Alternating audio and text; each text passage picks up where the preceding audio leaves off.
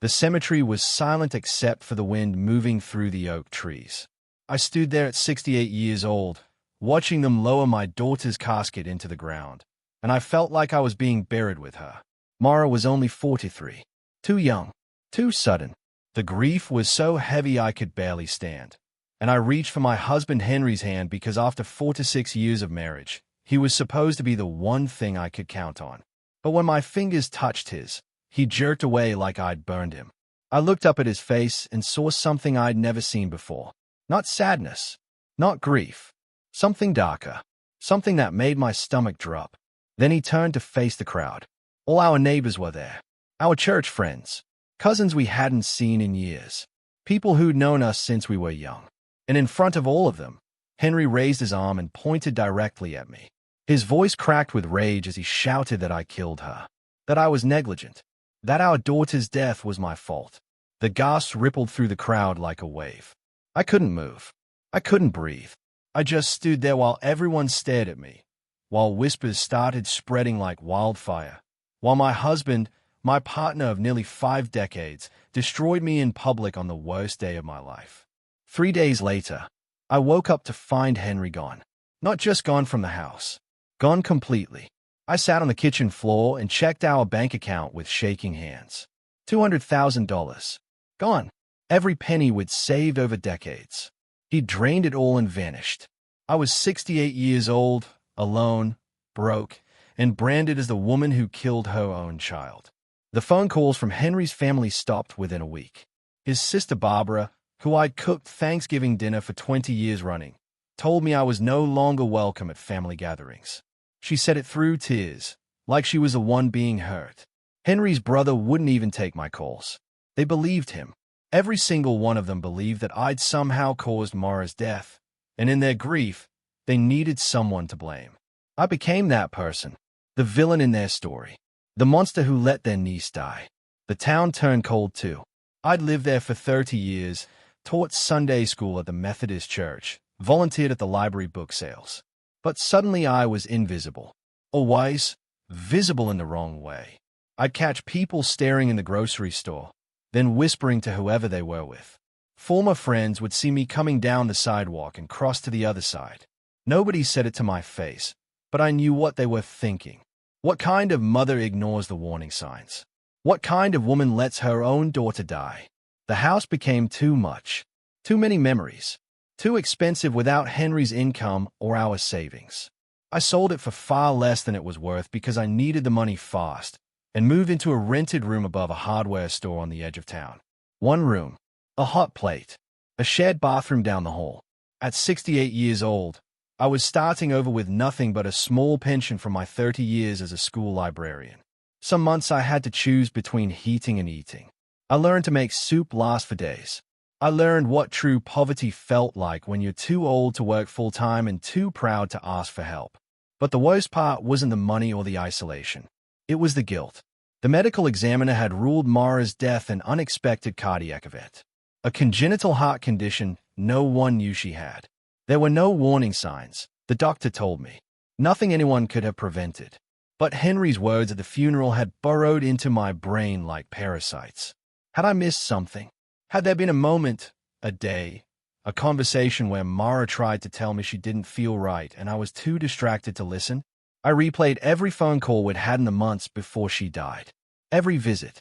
Every text message. I tortured myself looking for the clue I'd supposedly ignored. And the more I looked, the more I started to believe maybe Henry was right. Maybe I had failed her. My life became small and predictable.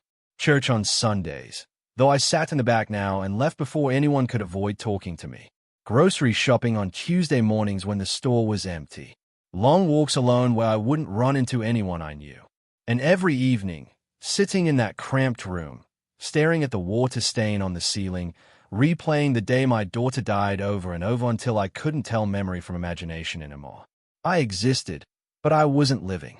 I was a ghost haunting my own life, waiting for something I couldn't name, waiting for permission to let go of the guilt, waiting for an explanation that would never come, waiting for Henry to reappear and tell me why he'd really left, because deep down, underneath all the shame and self-blame, A small voice kept whispering that something about his story didn't add up.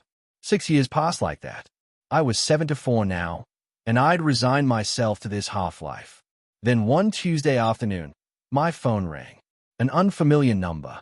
I almost didn't answer, but something made me pick up. A woman's voice, professional and slightly annoyed, said she was calling from secure storage facility about a past due unit. I told her she had the wrong number.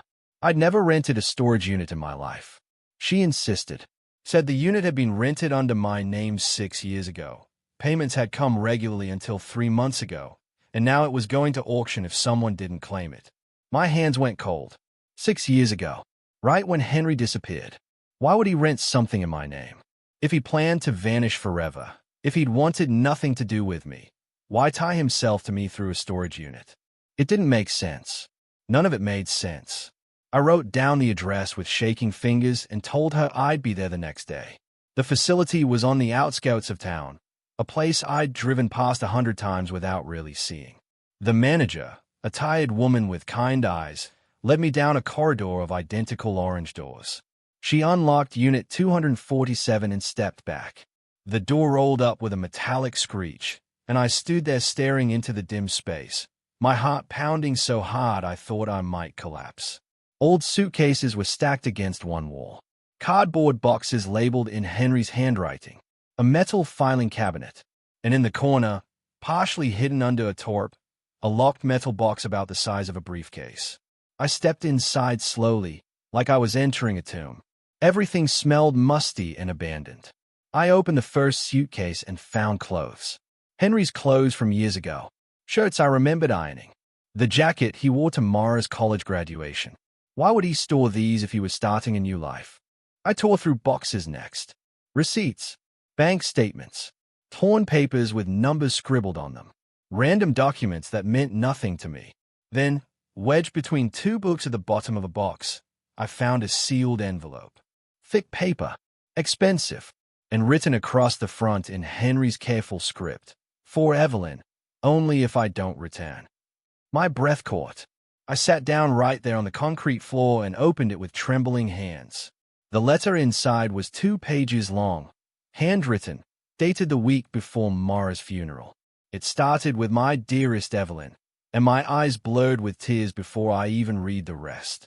He wrote that he had to leave, that dangerous people were after him because of a business deal gone wrong, that he couldn't tell me the details because it would put me at risk, that the accusation at the funeral was meant to create distance, to make sure no one connected me to his disappearance.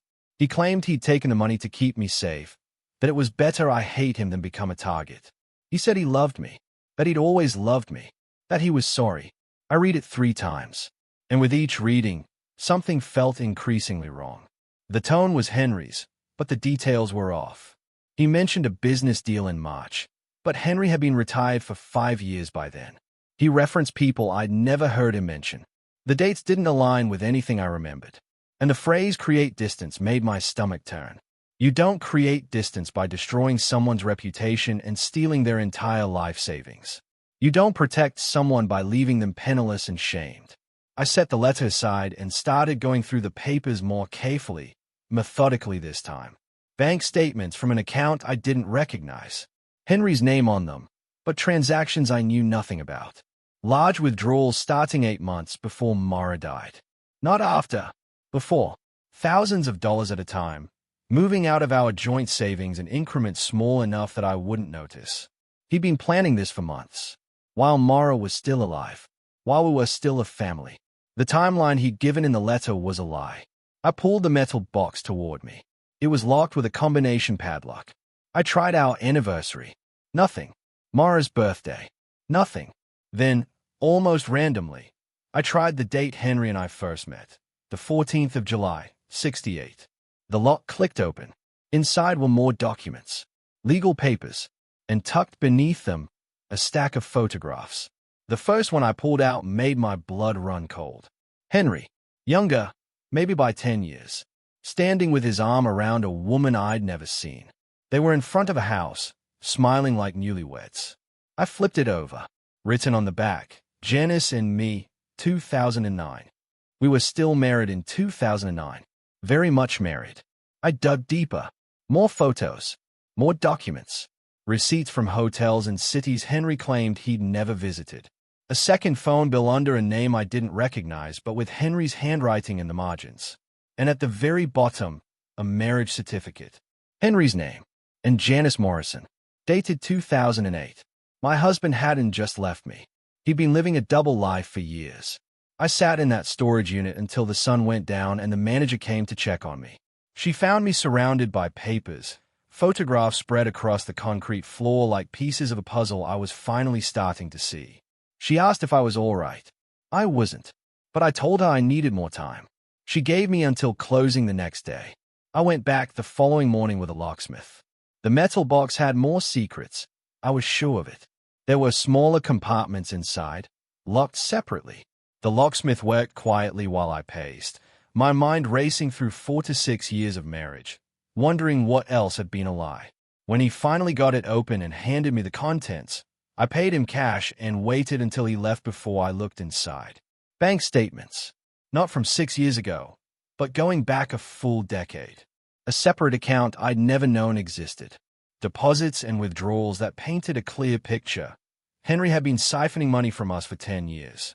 Slowly, carefully, building a secret fund while I clipped coupons and worried about our retirement. Bundled beneath the statements was cash. Thousands of dollars in bills, rubber-banded and hidden like a stash from a robbery. This wasn't emergency money. This was escape money. Then I found the emails. Printed out, organized by date, going back 8 years. Between Henry and a woman named Lorraine. Not Janice. Another woman. My hands shook as I read them. The early ones were flirtatious, talking about meeting for coffee, complaining about their respective spouses. Then they got bolder. Talk of a future together. Dreams of living somewhere warm. Spain, maybe.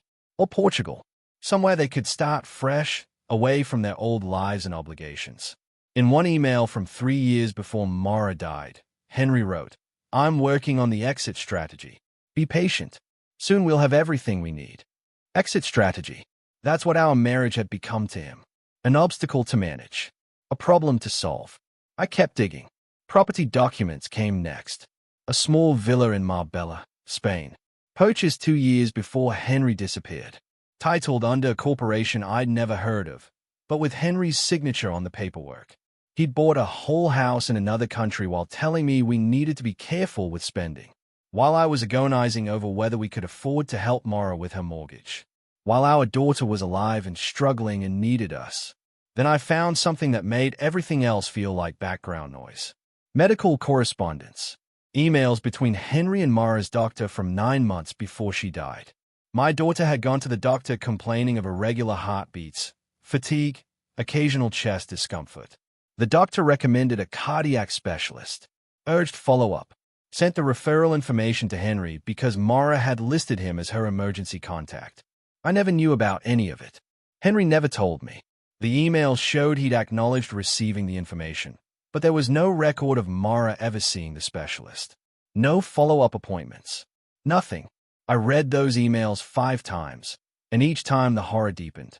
Henry had known. He'd known our daughter was showing symptoms of something potentially serious, and he'd done nothing. Maybe he told himself it wasn't urgent. Maybe he'd been too distracted by his secret planning with Lorraine to focus on his own child's health. Or maybe, and this thought made me physically sick, maybe he'd seen an opportunity. If something happened to Mara, if tragedy struck, it would be the perfect cover for his disappearance. Who questions a man destroyed by grief? But when Mara died and the guilt hit him, when he had to face what his negligence might have cost, he couldn't handle it. So he did what cowards do. He redirected. He blamed me. He stood at our daughter's funeral and pointed his finger at me, transferring his sins onto my shoulders because he couldn't carry the weight himself. He destroyed my life to save his own conscience. I found one last item at the bottom of the compartment. A passport, recently issued. Tucked inside was a photograph, printed on glossy paper, recent enough that I could see how much Henry had aged. He was sitting at an outdoor cafe, ocean visible in the background. White buildings with terracotta roofs climbing a hillside behind him. Spain. It had to be. And sitting across from him, reaching over to hold his hand, was a woman with dark hair and a bright smile. Lorraine. They looked happy, tanned, relaxed, like people on a permanent vacation, without a care in the world. He wasn't missing. He wasn't in hiding from dangerous people. He wasn't consumed by grief in some dark corner of the world. He was thriving, living in a villa he'd bought with our money, with a woman he'd been planning this life with for years. While I'd spent 6 years in poverty, in isolation, drowning in guilt over a death he'd helped cause. The rage that filled me in that moment was like nothing I'd ever felt. It was clean and pure and righteous. Henry hadn't just betrayed me. He'd betrayed our daughter. He'd let her die to serve his own escape plan, then made me the villain of the story so he could walk away clean. And for 6 years, I'd believed him. I'd carried his guilt. I'd let his lie become my identity. But not anymore. Not for one more second. I gathered every document, every photo, every piece of evidence. I loaded it all into boxes and carried them to my car.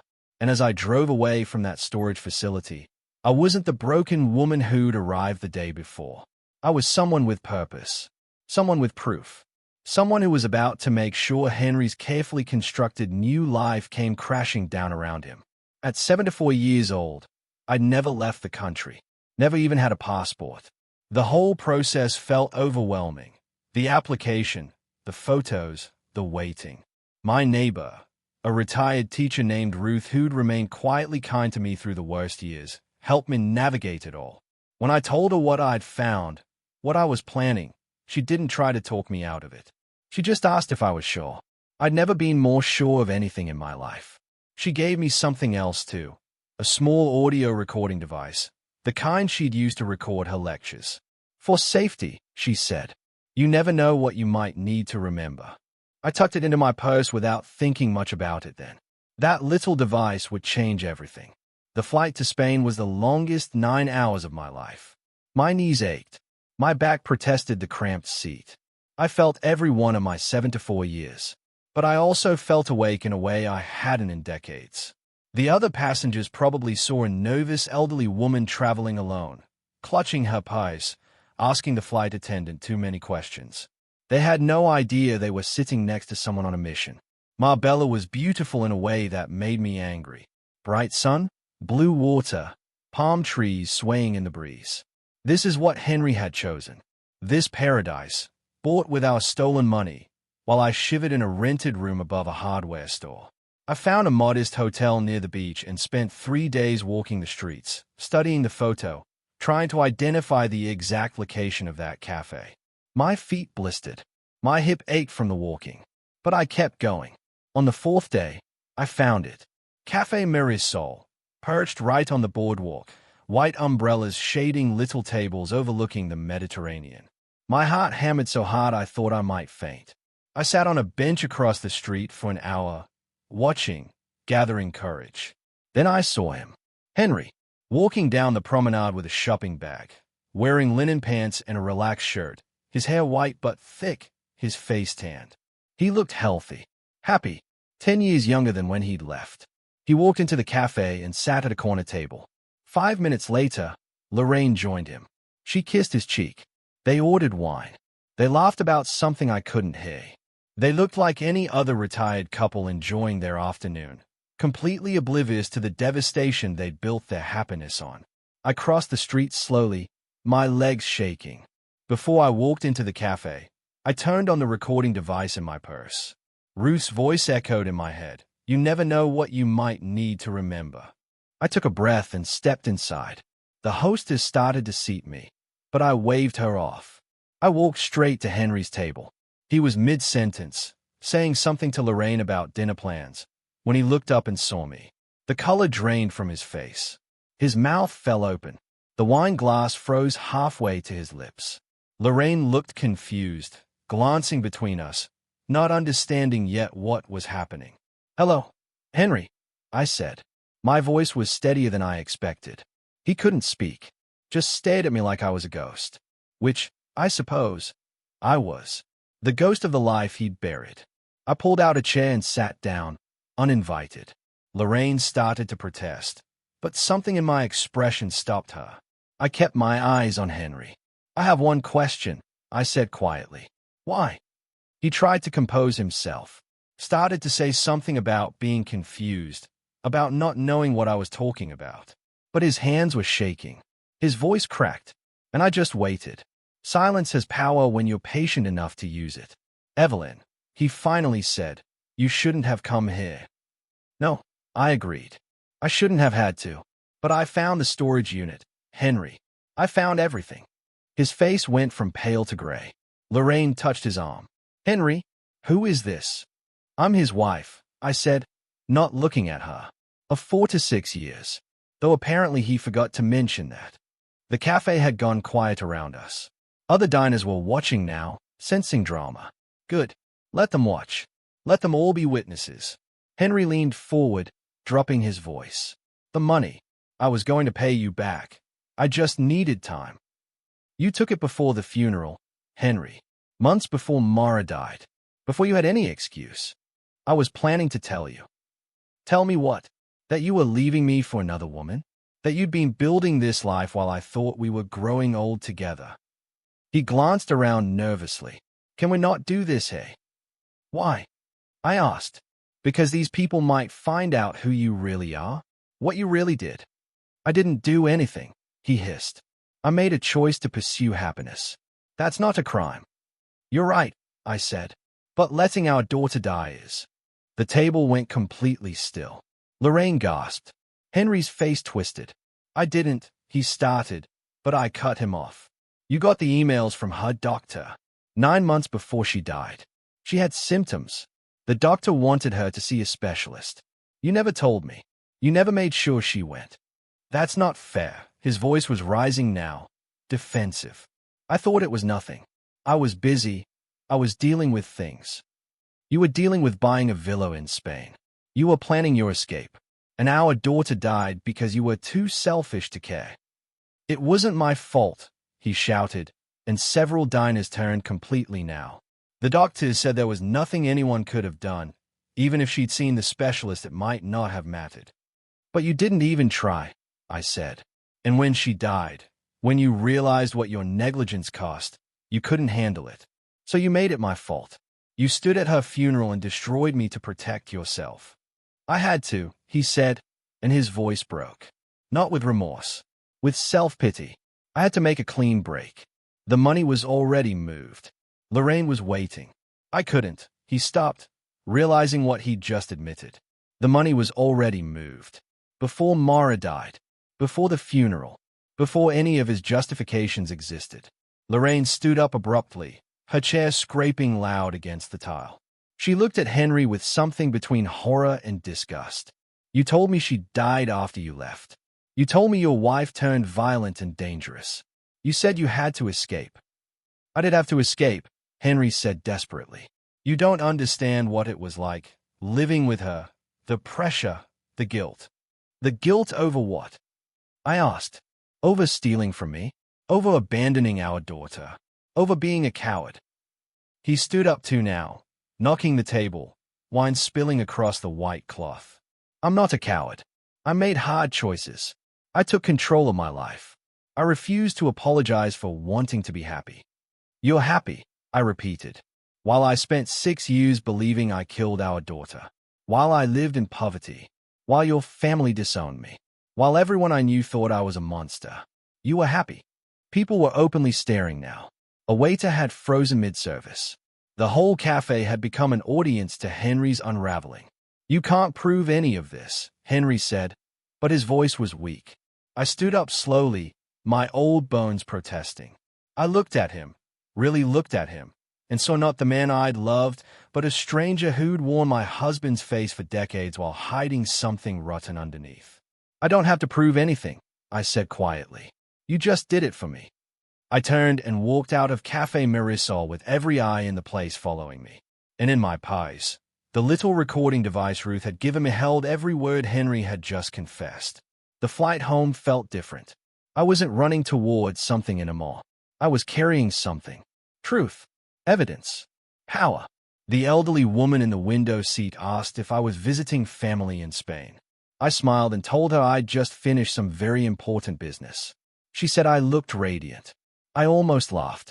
At 7 to 4, After everything I'd been through, radiant was the last thing I expected to feel. But maybe that's what vindication looks like. Back home, I went straight to Ruth's house. She made tea while I played her the recording. Her hand went to her mouth when Henry admitted moving the money before Mara died. When he confessed to ignoring the medical emails, she had tears in her eyes. "Oh, Evelyn," she whispered. "You were right. About everything." Hearing someone say that, after 6 years of being called a liar and a killer, broke something open in me. I cried for an hour in her kitchen. Then we got to work. Ruth helped me organize everything: the storage unit documents, the bank statements, the emails, the photos, the property papers, and most importantly, the recording. We made copies of everything. Then I walked into the police station with a folder so thick they had to get me a chair while I explained. The detective assigned to my case was a woman in her 50s named Linda Morrison. No relation to Janice, she assured me with a wry smile. She listened to everything, asked careful questions, and when I played her the recording from Spain, she sat back in her chair and said, "Mrs. Chen, I think we have more than enough." Those words, after so many years of having nothing, of being nothing, I finally had enough. The investigation moved faster than I expected. They contacted Spanish authorities, discovered Henry had been living there under his real name, apparently confident enough in his cover story that he never bothered with a fake identity. The villa was registered, documented, traceable. Lorraine had helped him set up shell companies to move the money. She wasn't innocent. She was complicit. Within 3 months, both of them were arrested. Henry fought extradition, but the evidence was overwhelming. 8 months after I walked into that cafe in Marbella, they brought him back to the United States in handcuffs.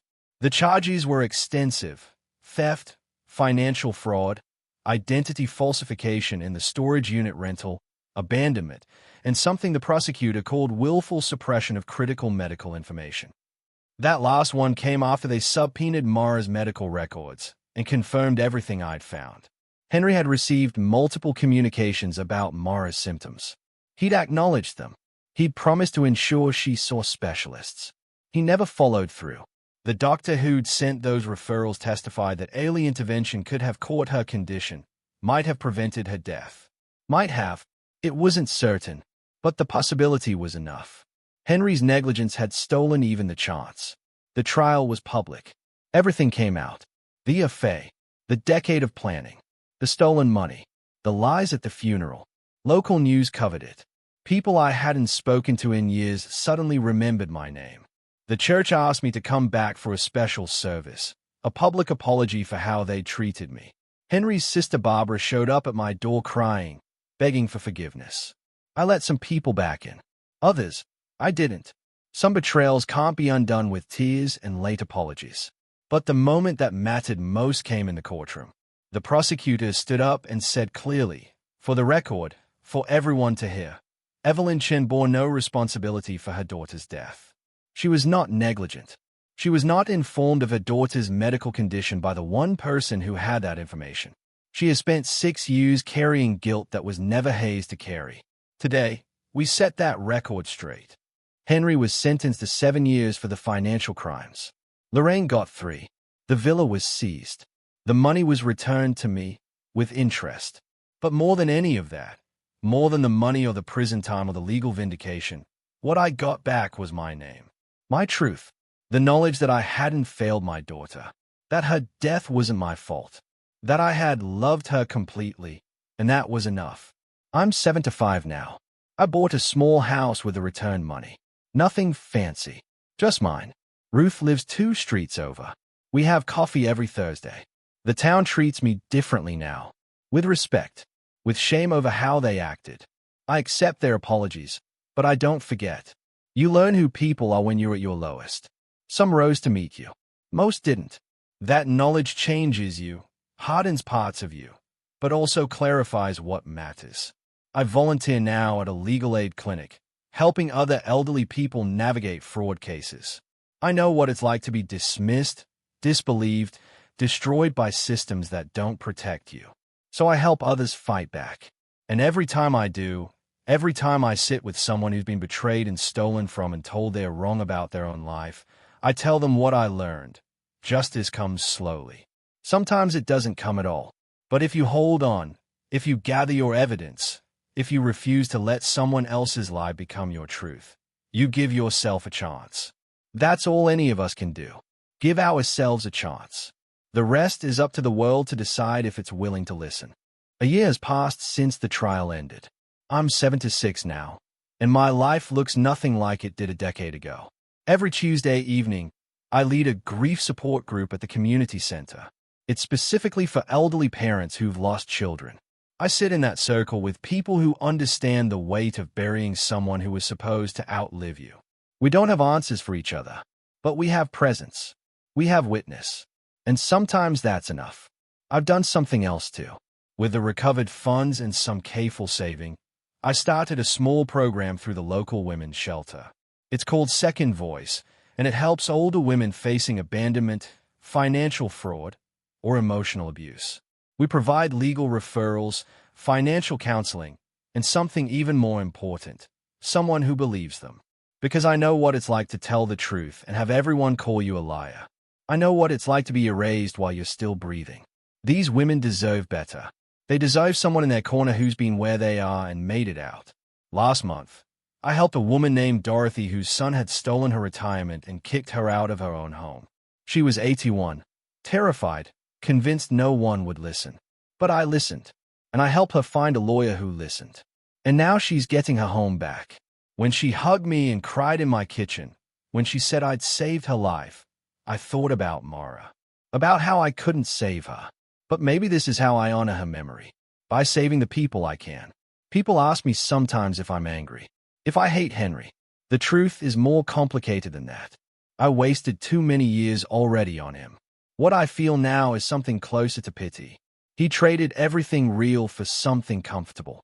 He chose ease over integrity. And now he sits in a cell, probably still telling himself he was justified, still believing he deserves sympathy. Let him have that delusion. I'm done carrying his weight. What I carry instead is purpose. They took years from my life, 6 years of poverty, isolation, and false guilt. They took my daughter, my marriage, my home, my reputation. But they didn't take my voice. They tried. God knows they tried. Henry tried to silence me with shame. The town tried to silence me with judgment.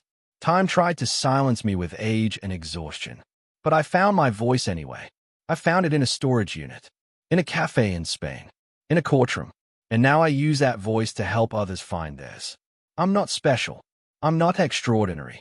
I'm just a 76-year-old woman who refused to disappear, who decided that truth mattered more than comfort, who learned that justice is something you have to fight for, document, prove, demand. It doesn't come because you deserve it. It comes because you refuse to stop until it does. And that voice, the one I thought I'd lost at my daughter's funeral, the one I spent years believing didn't matter, that voice saves people now. It tells them, you're not crazy. You're not alone. You're not too old or too tired or too broken to fight back. And if an elderly widow with nothing but a storage unit key and a recording device can bring down the man who destroyed her, then maybe you can find justice too. Maybe we all can, if we just refuse to stay silent.